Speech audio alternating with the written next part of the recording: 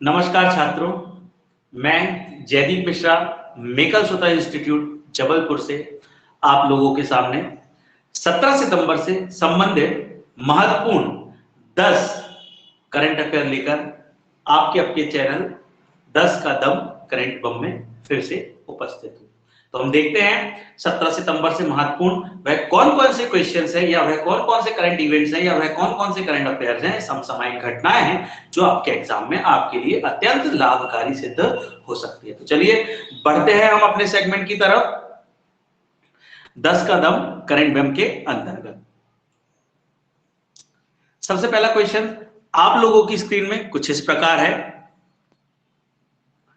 विश्व रोगी सुरक्षा दिवस कब मनाया जाता है? तो हम जानते हैं एग्जाम कोई भी हो, एक इंपॉर्टेंट डे या हम कह सकते हैं दिवस हमसे जरूर पूछा जाता है। ठीक है, अभी हमने 16 सितंबर को ओजोन परत डे देखा था, आज हम देख रहे हैं क्या, विश्व रोगी सुरक्षा दिवस कब मनाया जाता है? तो ये होता है 17 सितंबर को।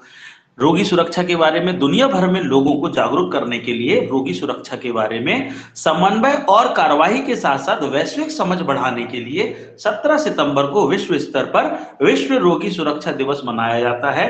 विश्व स्वास्थ्य संगठन ने, जिसको हम WHO वर्ल्ड हेल्थ ऑर्गेनाइजेशन कहते हैं, ने 2019 में पहली बार विश्व रोगी सुरक्षा दिवस मनाया था। विश्व रोगी सुरक्षा दिवस मनाया था WHO के द्वारा, वर्ल्ड हेल्थ ऑर्गेनाइजेशन, जिसका मुख्यालय जेनेवा में स्थित है। चलिए बढ़ते हैं हम अगले प्रश्न की ओर। अगला प्रश्न आप लोगों की स्क्रीन में कुछ इस प्रकार है, 53 साल बाद US ओपन जीतने वाली ब्रिटेन की पहली महिला खिलाड़ी कौन बन गई है? पहली महिला खिलाड़ी कौन बन गई है? बहुत महत्वपूर्ण प्रश्न, क्योंकि इस उम्र की पहली खिलाड़ी है ये जिनके द्वारा इस टूर्नामेंट को जीता गया है। चलिए बढ़ते हैं, तो इसका आंसर होता है एमा रादुकानु। तो देखिए छोटी सी बालिका है, मात्र 18 साल की है, तो हमारे यहाँ छोटे बच्चों को नारू कारू बोला जाता है, वैसे ही इनका नाम है रादुकानु, नारू कारू रादुकानु ऐसे। तो ये है भैया ब्रिटेन की, इनका नाम है क्या, एमा रादुकानु, ये इस टूर्नामेंट को जीत गई हैं। तो देखते हैं, ग्रेट ब्रिटेन की टेनिस खिलाड़ी एमा रादुकानु ने कनाडा की लैला एनी फर्नांडिस को हराकर 2021 US ओपन महिला एकल का फाइनल खिताब जीत लिया है। 2021 US ओपन के लिए कुल पुरस्कार राशि $57.5 मिलियन है, जो 2019 में $57.2 मिलियन से थोड़ी अधिक है। ठीक है, तो हम अगर भारतीय रुपए में इनको कन्वर्ट करें तो ये हो जाते हैं 18.3 करोड़ रुपए। चलिए, तो ये स्थिति रही एमा रादुकानु की, जिन्होंने US ओपन जीत लिया। मैं बता दूं आपको, 4 प्रकार के ग्रैंड स्लैम होते हैं जिनको हम अफवाह से याद करते हैं, AFBA, अफवाह। A for Australia open, F for French open, B for Wimbledon open, A for America open. Australia open, French open, Wimbledon open, America open. ठीक है, पुरुषों में जीता है नोवाक जोकोविच ने, मतलब चारों ग्रैंड स्लैम जो है उनकी अगर मैं आपको बता दूं तो पुरुषों में नोवाक जोकोविच ऑस्ट्रेलिया ओपन भी जीता, फ्रेंच ओपन भी नोवाक जोकोविच ने जीता, विंबलडन ओपन भी नोवाक जोकोविच ने जीता, और ये जो वर्तमान US ओपन था, ये 10वें क्वेश्चन में भी हम देखेंगे, US ओपन जीता है डेनियल मेदवेदेव ने। एक और जीत हो जाती तो वो चारों ग्रैंड स्लैम के हकदार होते, कौन, नोवाक जोकोविच। चलिए बढ़ते हैं अपन आगे तीसरे प्रश्न की ओर। आपकी स्क्रीन में कुछ इस प्रकार है, भाई Rahul Dravid wall of India, अरे वाह। निम्नलिखित में से किसे पिरामल रियलिटी का ब्रांड एम्बेसडर नियुक्त किया? देखिए कुछ क्वेश्चन सामान्य से भी होते हैं, जरूरी नहीं कि सभी करंट अफेयर्स में अपन पूरा लेकर चले, तो सामान्य सा क्वेश्चन है, बट देखते हैं। तो सचिन तेंदुलकर, विराट कोहली, MS धोनी और राहुल द्रविड़ तो वॉल ऑफ चाइना के रूप, वॉल ऑफ इंडिया के रूप में जाने जाते थे।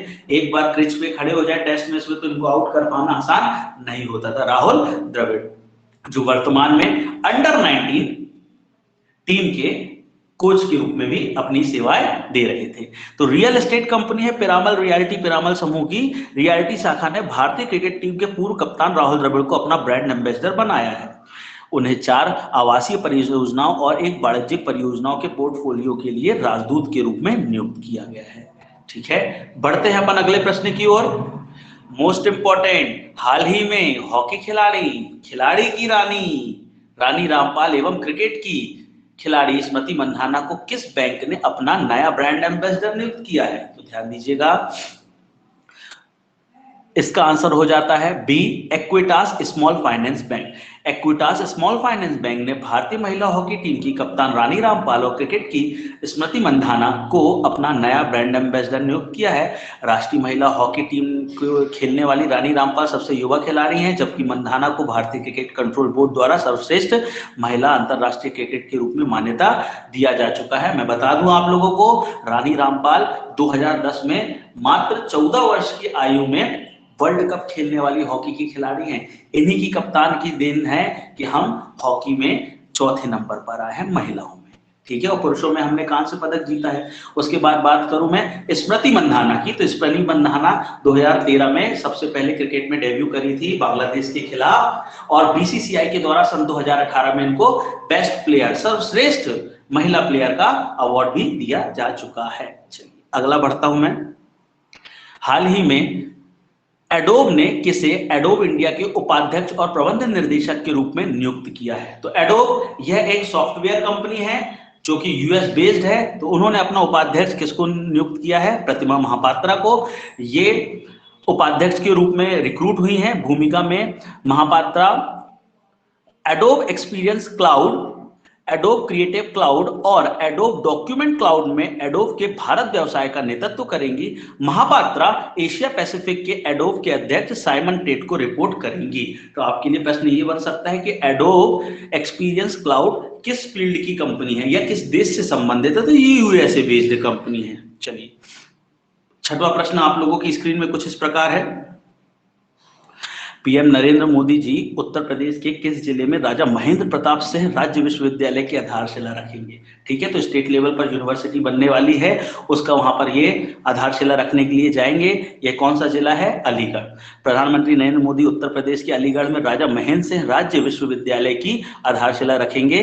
विश्वविद्यालय की स्थापना महान स्वतंत्रता सेनानी, शिक्षाविद और समाज सुधारक राजा महेंद्र प्रताप सिंह की स्मृति में सम्मान में की गई है। अलीगढ़ के गांव लोढ़ा में, गांव भुरसेपुर, करीन, जरौली में 92 एकड़ की अधिक से अधिक के क्षेत्र में विश्वविद्यालय की स्थापना करेंगे। भाई 2022 नेक्स्ट ईयर जो है वो उत्तर प्रदेश में विधानसभा के चुनाव होने। मैं बता दूं कि भारत में सबसे ज्यादा विधानसभा चुनाव जो है वो कहाँ, सबसे ज्यादा विधानसभा की सीटें कहां पर है? यूपी में। और लोकसभा की सीटें कहां पर है? यूपी में। वर्तमान के वहां मुख्यमंत्री योगी आदित्यनाथ जी हैं, तो उत्तर प्रदेश से संबंधित है। नेक्स्ट सातवां, एशियाई ओलंपिक परिषद की कार्यकारी अध्यक्ष किसे नियुक्त किया गया है? तो याद रखिएगा इसका कार्यकारी अध्यक्ष शूटर रणधीर सिंह को, तो राजा रणधीर सिंह को जो है वो कार्यकारी अध्यक्ष के रूप में नियुक्त कर दिया गया है। भारत के अनुभवी खेल प्रशासक रणधीर सिंह को एशियाई ओलंपिक परिषद का कार्यकारी अध्यक्ष नियुक्त किया गया है। 5 बार के ओलंपियन निशानेबाज रणधीर सिंह इस समय ओसीए के मानद आजीवन उपाध्यक्ष है। समझिएगा, रणधीर 1991 से 2015 तक 24 साल ओसीए के महासचिव भी रहे हैं। हम बात करें एओसी की, एशियाई ओलंपिक काउंसिल की, तो स्थापना 1982 में हुई है इसकी, और इसका मुख्यालय कुवैत में है, जहां के कार्यकारी अध्यक्ष कौन बन गए हैं? राजा रणधीर सिंह। नेक्स्ट 8वें प्रश्न की ओर हम बढ़ते हैं। केंद्र ने निम्नलिखित में से किस राज्य में 7 नए एकलव्य विद्यालयों को स्थापित करने का निर्णय लिया है? तो वह राज्य हो जाता है असम। मैं बता दूं आपको, एकलव्य विद्यालय वह होते हैं जहां पर एसटी अनुसूचित जनजाति से संबंधित 6वीं से 12वीं तक के बच्चे जो बिल्कुल प्रतिभावान हैं उनको शहरों में ले जाकर स्कूलों से संबंधित सुविधाएं प्रदान कर जिससे वो अपने जीवन को और आगे बढ़ा सके, इस उद्देश्य से एकलव्य विद्यालयों की स्थापना की जाती है। वर्तमान में भारत में 71 विद्यालय हैं, यह 7 और हो जाएंगे तो उनकी संख्या बढ़कर 78 हो जाएगी। नेक्स्ट, हाल ही में किसे गांधी स्मृति और दर्शन समिति का उपाध्यक्ष नियुक्त किया गया है? तो यह है पूर्व केंद्रीय मंत्री विजय गोयल, जिनको महात्मा गांधी की शहादत का स्थल गांधी स्मृति और दर्शन समिति का उपाध्यक्ष नियुक्त किया है। गांधी स्मृति और दर्शन समिति का गठन सितंबर 1984 में एक स्वायत्त निकाय के रूप में किया था। स्वायत्त निकाय से तात्पर्य ऑटोनोमस बॉडी है जो अपने डिसीजन खुद लेती है, अपना कर, अपना रेवेन्यू खुद जनरेट करती है, उसको बोलते हैं स्वायत्त निकाय। बात करें गांधी शांति पुरस्कार की, जो भारत सरकार के द्वारा दिया जाने वाला सबसे महंगा पुरस्कार है, यह गांधी जी की 125वीं जन्म जयंती 1995 से प्रारंभ किया गया था, जिसमें 1 करोड़ रुपए की राशि दी जाती है। 2021 का यह जो अवार्ड है वो शेख मुजीबुर रहमान तथा ओमान के सुल्तान कबूस बिन सईद को दिया गया है। इंपॉर्टेंट है, एग्जाम में पूछा जा सकता है। Last but not the least, निम्नलिखित में से किसने यूएस ओपन टेनिस टूर्नामेंट 2021 को पुरुष एकल का खिताब जीता है? तो इसका आंसर है डेनियल मेदवेदेव। जैसा कि मैंने आपको बताया, नो नो नो डे, इसकी ट्रिक होती है no no no day. No से नोवाक जोकोविच, नो से नोवाक जोकोविच, नो से नोवाक जोकोविच और डे से डेनियल मेदवेदेव। 4 ग्रैंड स्लैम होते हैं, AFBA, Australia open, French open, Wimbledon open और अमेरिका ओपन, और नो नो नो डे तो 3 जीते हैं नोवाक जोकोविच ने, चौथा जीता है डेनियल मेदवेदेव ने नोवाक जोकोविच को हराकर। तो 10 का दम करंट बम में ये हमारी एक छोटी सी कोशिश थी कि उन 10 महत्वपूर्ण प्रश्नों से मैं आप लोगों को अवगत करा सकूं, जिस आधार पर आप एग्जाम पर फोकस कर सके और ये एग्जाम आपको, ये प्रश्न जो है वो आपके एग्जाम में आकर आपको सफलता प्रदान करे। चलिए मिलते हैं हम अगली क्लास में कल कुछ करंट अफेयर के साथ। आपके प्रतियोगी परीक्षाओं के लिए मेरी तरफ से बहुत सारी, और आपकी प्रिपरेशन के लिए भी मेरी तरफ से बहुत सारी शुभकामनाएं। धन्यवाद।